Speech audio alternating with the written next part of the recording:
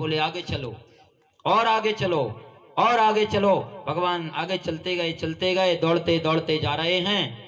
और कालियावन ने कहा कि तू योद्धा थोड़ी है, तू तो रणछोड़ है। भगवान श्री कृष्ण ने कहा मेरा नाम आज से रणछोड़ भी होगा।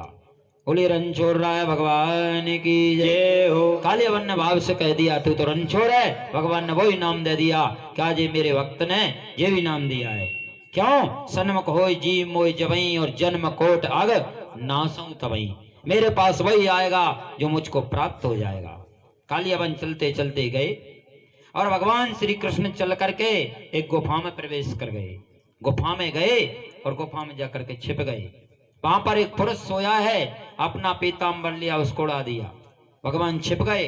अब कालियावन क्रोध में भरे और जाकर के देखा, क्या बोले, क्या रे डरपोक, डर के मारे यहाँ पर सो गया और इतनी दूर लाया।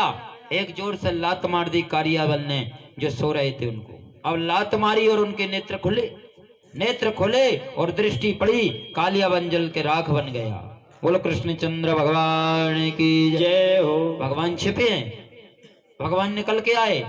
अब वो जगह ना तो उनको ये पता कि कौन तो जल गए, कौन ने लात मारी, कौन थे। सुखदेव जी ने कहा तो परीक्षित ने पूछा कि ये बताओ जो सो रहे थे वो कौन थे, क्यों सो रहे थे और वो जल गए किस कारण से। तो उन्होंने वृत्तांत बतलाया कि इक्ष्वाकु कुल में उत्पन्न मंदहदा के पुत्र और मुचकुंद इनका नाम है जो सो रहे हैं। कौन थे जो सोने वाले हैं? राजा मुचकुंद। एक बार देवासुर संग्राम हुआ।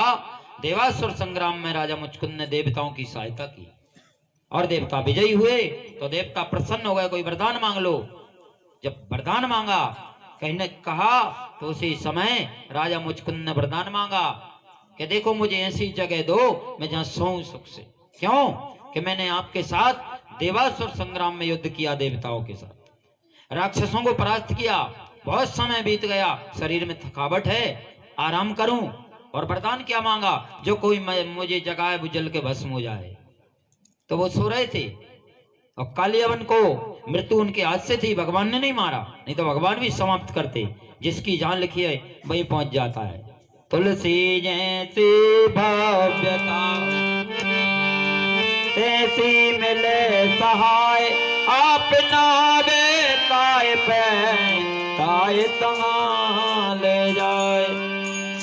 घटना कब घरे वही है का एक्सीडेंट सुने हैं कि आंगन में भाव मोटरसाइकिल आंगन में थोड़ी बड़ी, घर में थोड़ी बड़ी है, घर में नहीं वो एक्सीडेंट हो ही नहीं। तो ना जाने कौन ले गए, जहाँ मौत लिखी थी वहीं ले गए। जब घड़ी बनेगी ना, बाद में ऐसे साधन मिलेंगे कि चलो हम चल रहे हैं, हम ले चले। लिखिए वहां, तभी तो लिखा है दुआ। तुलसी जैसी भव्यता तैसी मिले सहाय, और आप नया बेताए पे ताए तहाँ ले जाए।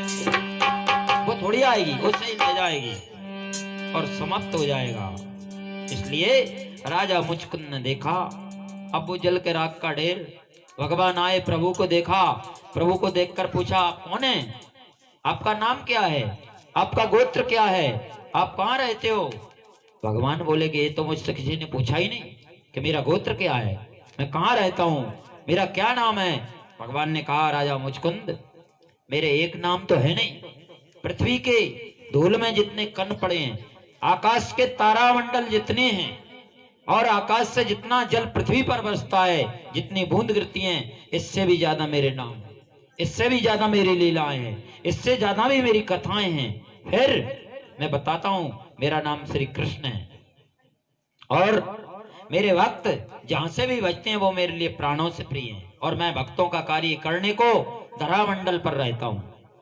इसलिए राजा मुचकुंद को पूछा अब आपका वृत्तांत बतलाएं।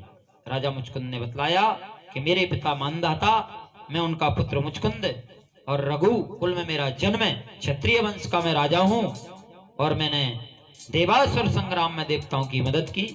देवता प्रसन्न हुए, मैंने वरदान मांगा जो कोई जगाए जल के भस्म हो जाए। हे भगवान, जो जल गया ये कौन है? भगवान बोले जी कालियावन था और अईमान के कारण जल गया, इसलिए अईमान नष्ट कर देता है।